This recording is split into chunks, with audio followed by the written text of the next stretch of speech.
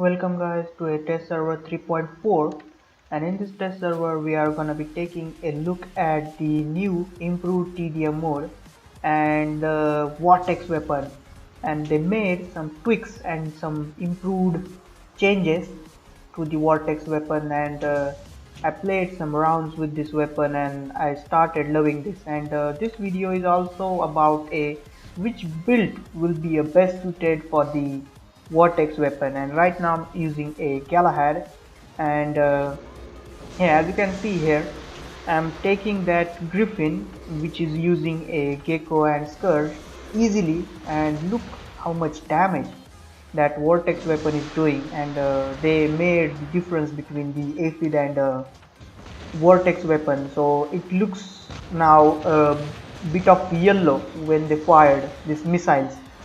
But as you know guys, the Galahad problem, he has a low HP and a decent firepower, and he is vulnerable to splash, so he got out by that lance by using Thunder Archon build. And now I'm using a best build I ever found in the vortex weapon, this aphid and vortex combo with the Griffin, and it is quite a build.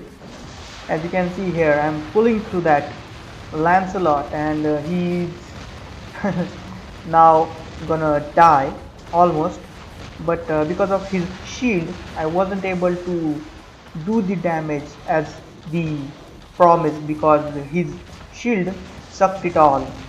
And yeah, as you can see here, this TDM mode, improved TDM mode, in this, as you can see, there's smoked pallet. It is like a spawn point where you can spawn, and they provided some covers. As you can see, they are hiding over that cover to avoid some long range stuff, but I decided to do the video on the Dead City, means a small map, because in this that TDM mode and the stuff that we are seeing right now, these cover things, they are literally not that useful, means completely useless. But wow, this vortex weapon, improved vortex weapon, is kind of now more fun. And I wasn't that much excited for that storm weapon, but now for this vortex weapon I'm pretty much excited, because they improved his that weapon's accuracy, and this is kind of cool actually. And yeah, as you can see here, this is doing a lot of damage. Even means I lost my one weapon on this one, the one vortex, but still it is doing a lot of damage. And this is what I'm loving this, because it should be something like that. But here I'm gonna get taken out because of that scourge weapon. Let's see, and these are some builds. As you can see in my hanger, I didn't put the hanger decks because of the, I didn't need that feel like that. I should be using the more hanger decks for this. What the hell, it kind of feels slipping from my mouth. Okay, and now I'm using a dock with the 4 vortex weapon. I don't know, but I didn't found this build that much useful, because the reload time for the switching the weapons is, I think, 14 seconds or 12 seconds, I don't know. But and the reload time of a vortex weapon is the 10 seconds, so you have to wait for the 2 seconds. No, I think 14 seconds is the reload time, and that makes the dog more vulnerable, because he's like he can not use the full firepower as he has, so he died as you can see here. And yeah, and the best build, means other than the Griffin with the 2 aphids and 2 vortex, I found this build a bit more useful as compared to the Griffin, because Rhino was more fun actually using this. And as you can see here, I'm using a Rhino with the vortex and aphids, and you know that the Rhino's physical shield is quite fun.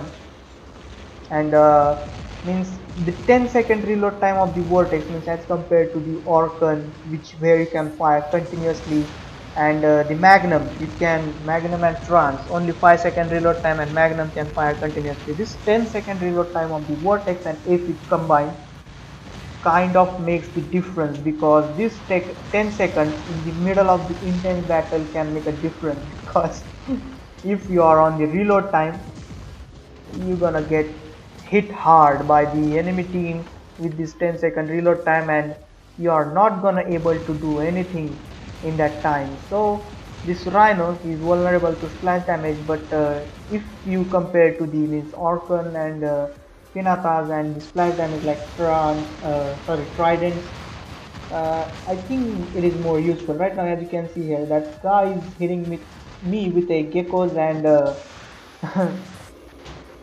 Zeus, but I'm still able to do a lot of damage to this Raijin. And yeah, the one thing I'm kind of maybe thinking of considering that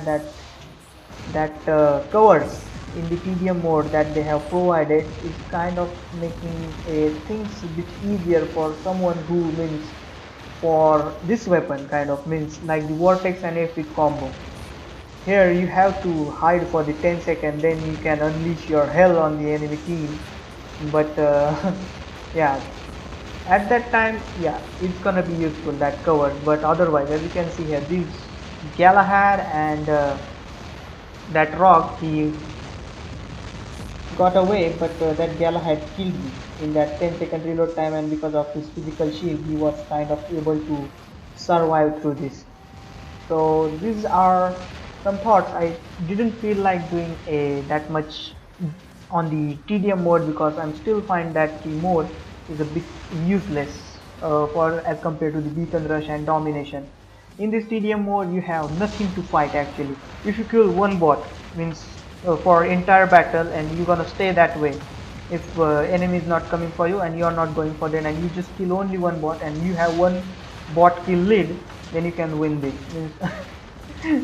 Something like that. So find pretty boring, but I found this vortex weapon much fun actually.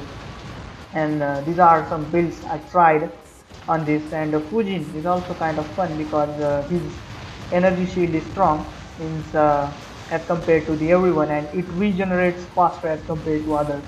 So as in case of a organs, pinatas, even though aphid and vortex, it can avoid very easily. But still, the disadvantage of using the Fujin, he has not much that much of a height as compared to other bots. So and same goes for the dog. So I find this pretty much not that much useful as compared to the other, because with the griffin you can jump and hit the bot, and while jumping it can do a more damage as compared to the if you are present on the land. So and even though you can hit him from the covers, and this is not the thing. So here are some my thoughts, guys. What do you think, which one is the best build for this vortex weapon? And I hope you guys liked it, and always thanks for watching.